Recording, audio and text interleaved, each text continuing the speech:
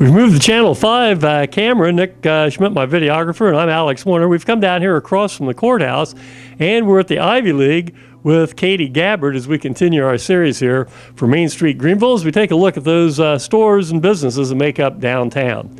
Katie, let's talk just a little bit. First of all, a little bit about your background, and then we'll talk a little bit about how this store all came about. All right. Well, I worked in another flower shop for a number of years down in Eaton, where I live, and kind of got my footing, tried to figure some stuff out for my own.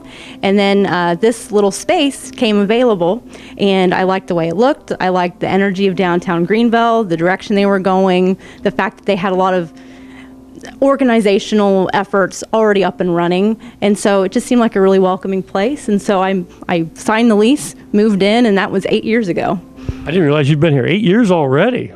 Yeah, they always say it goes fast, but it's absolutely true. So yeah, 8 years under a belt. And though you live in Eaton now, you're a Darke County native, correct? Yeah, I am. My mom and dad live a little south of Arcanum, and so Greenville was always a big part of our life, even though I graduated from Arcanum High School. So, we always came to Greenville for everything, and I think that that's the way it still is with a lot of small communities in Darke County. Greenville's the hub, so that's where I wanted to be, yeah. Well, how you say you worked at a flower shop, so what was it about running your own business, and then as you developed this over the years, what was your inspiration for this whole thing? Well, before I worked at that flower shop, I actually went to school for fine art, and I kind of dabbled in some graphic design, and none of those things really just hit the nail on the head for me.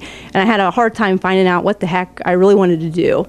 And so I kind of talked about it with my family, and they said, hey, why don't you try that? Try floral design. It might hit all the things that you're interested in. So I went to design school for botanical art and breezed through that, really enjoyed it. And so then when I worked in another shop, that was all great, but then I kind of started developing some interest in entrepreneurship.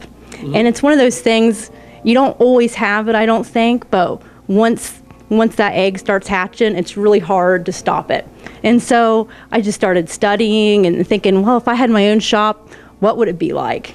And so, one thing led to another, and this opportunity came available. So, yeah. So you have to be pretty creative because you're constantly kind of changing things in the store from season to season, year to year. Yeah, absolutely. And I think that's one of the wonderful things about having your own business is nothing's ever constant. You can always reinvent a space, make customers feel a certain way, by the decorations, displays, products you have. So there's never any downtime. It's always changing. It really lets you flex your creative muscles. Now, I noticed, and my wife comes in here quite a bit. Of course, I'm not here a lot, but you don't carry just where somebody walks in and says, hey, I want a dozen roses, right? Well, yeah, that happens a lot, and we provide that since we're a full-service flower shop. But we try to take our products a little bit further, and that really lies in the way we design things.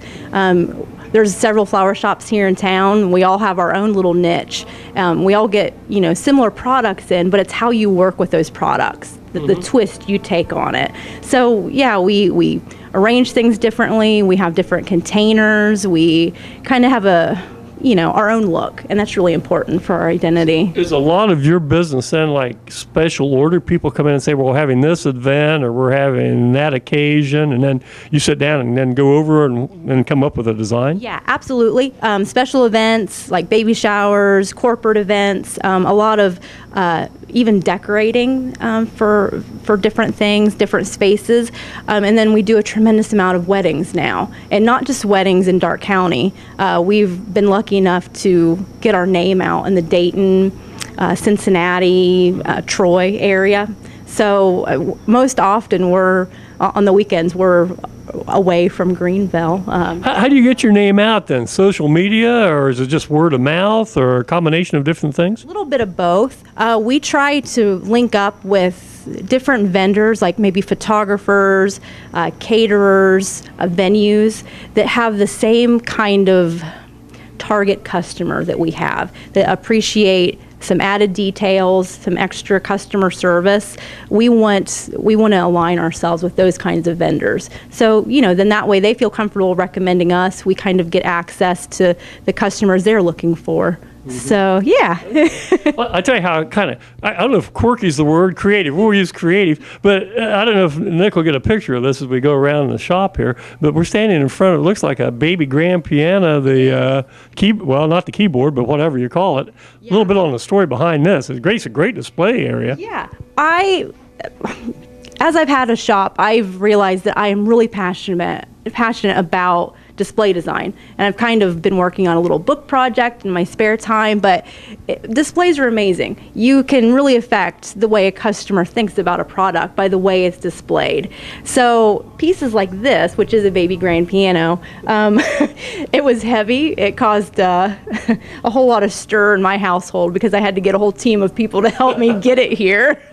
But it's a big conversation piece within the shop, and the way it's displayed, we have a lot of avenues to display product within it. So, yeah. Well, yeah, it's great. I mean, it caught my eye right away, and I'm usually oblivious to this kind of stuff. So, yeah. Good. Well, we're going to stop just a second. We're going to take a look at some of the other stuff and talk about, who your suppliers are and some different things along that way. Once again, you're watching the Shops of Downtown Greenville here on the Wave Channel 5 as we're with Katie Gabbard from the Ivy League. We'll be back in just a moment.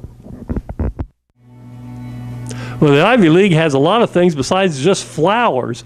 And my gosh, as people come in, if they take a look, they could stand here for an hour or so and just kind of go in this smallish area and look. And where do you get all your products from? And what are your ideas on, well, I need this or I need that to be available for customers? Sure. We make a tremendous amount of our products. That way we can control colors and it can kind of coordinate with the displays we're planning on doing. So the things that we make, we embellish, make them special. The other things we try to source locally, like these soaps, we get from a local lady, makes all of those.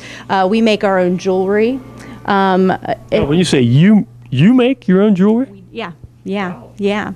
And that kind of leads into other services that we provide. The things that we make, a lot of times they lead into workshop opportunities that we host here. So just like last evening, we hosted a jewelry workshop. Wow. And so ladies came in, they know that we make our own jewelry, and then we say, if you want to learn how to make this, we'll give you the opportunity. So we had about 5 ladies last evening that took our workshop. Okay. So, but yeah, we're lucky that we have a small space because we can make it look full without a whole lot of effort and a whole lot of inventory. And it still allows us even to be able to make a lot of that stuff. So if we had a big space, that would be so much more challenging. Yeah. Well, you still have to get in some of the raw materials or whatever. Do you go to trade shows, or is it catalog buying, or salesmen come around, or all the above? Well, actually, no. I think salespeople are scared of it. And I would love to go to a trade show, but we have never really had that in our budget. And so I spend a lot of hours looking at the vendors that attend trade shows, like the Atlanta Marketplace and different places. There's a really great market in San Francisco that I would love to go to. But, our money goes elsewhere. So what I do is I scour the internet and I find all of the vendors that go to that marketplace, and then I contact them independently. So a lot of times we're still able to get really cool merchandise. We just aren't able to devote a buying trip to it. Yeah. So now, do things change from season to season? I assume they do.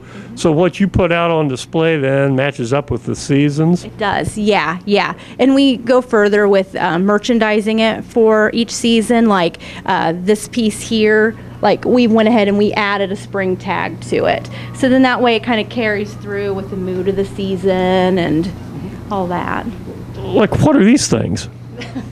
Your wife needs to buy one of those. I think I probably got a flock of them anyhow, so. Okay.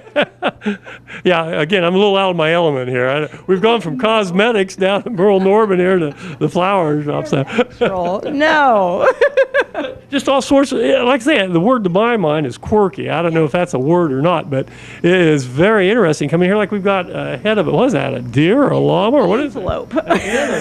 Yes. Okay. Yeah. I love that Was that for sale, or is that just a display item? No, I found that, and so I'm keeping it at least for a few more seasons. Stuff like that's kind of hard to find at a good price, so when I find it, I hold on to it. But yeah, it's good to surprise people, you know? Like we've got a drum over there, and like big bird cages, and it's that element of surprise. And did you see that? And you know, we think that having that element encourages people to talk about their experience here afterwards. Okay. So, yeah. Speaking of that experience, we're going to go back in the work area here and kind of take a look at maybe how you put a few things together. I know that at a Rotary meeting, Katie was there, what was it, a year or two ago, and somehow I got roped into making something. I don't know what it was. Was it origami or what was it? I don't know. It was an arrangement. But yeah, you're really good. You got some skills. I think I cut a stem off a flower and stuck it in a pot. So, anyhow, we'll be back in just a second. We're going back to the workshop area here and kind of take a look at some of the things they do here at the Ivy League as you watch this on Channel 5. Move the camera back here where all the action takes place in the work area, and boy, you can see it on the shelves. What all do we have back here on the shelves besides the microwave? These are our trade secrets, yeah, our microwave. Well, we've got all of our glassware that we choose from. We try to have a good assortment of things, and one of the things we're known for is searching out and providing vintage containers, and that has a big presence, especially on our website.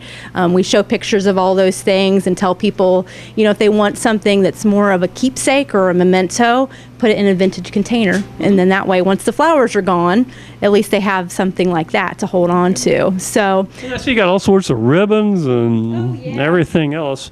It all makes it easier to come together. We combine things like paper, ribbons. It all kind of lends to creating a unique product like this.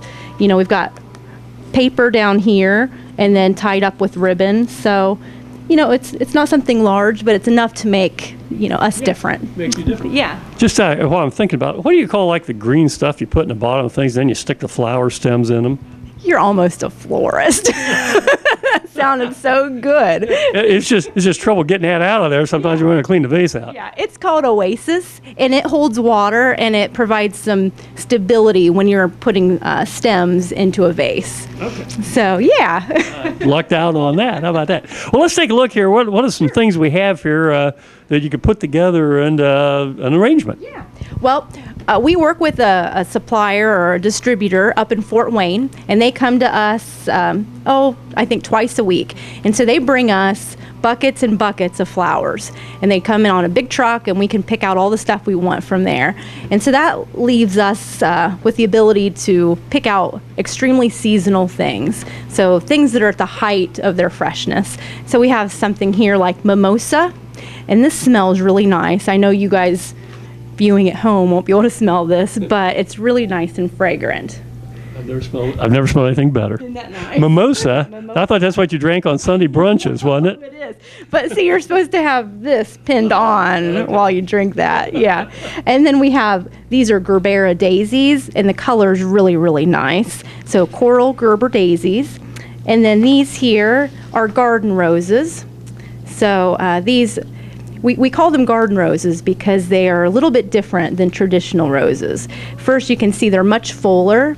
They have a really nice petal count, and then the fragrance is really nice. So you can give that a sniff. A rose is a rose. So yeah, we try to seek out materials that are a little bit different. And like this arrangement, you can see we've got the mimosa in there, some of our garden roses. So yeah. Now, do you have a lot of these done just made up as people come in, they take a look and say, oh, I really like that?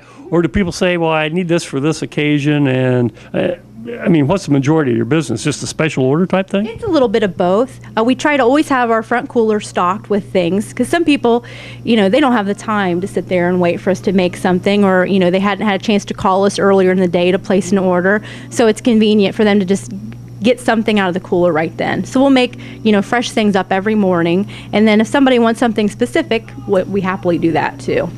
Now, what's your best advice for something like this? It's in water. Yeah. So what do you just use regular water, or what do you use to keep them fresh as long as possible? Well, I have my own little theory on this. I started out in a flower shop that always gave the little packets of preservative. And you can get them even at the grocery store. And you're supposed to add that to your vase of flowers once you get home.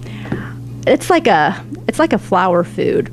But once a flower's cut, it's done living, you know. And so my thoughts are that if you can decrease the bacteria level in that water, you're going to prolong the life of your flowers. So I add a little bit of bleach to the water, and our flowers, we've been told, last for weeks and weeks.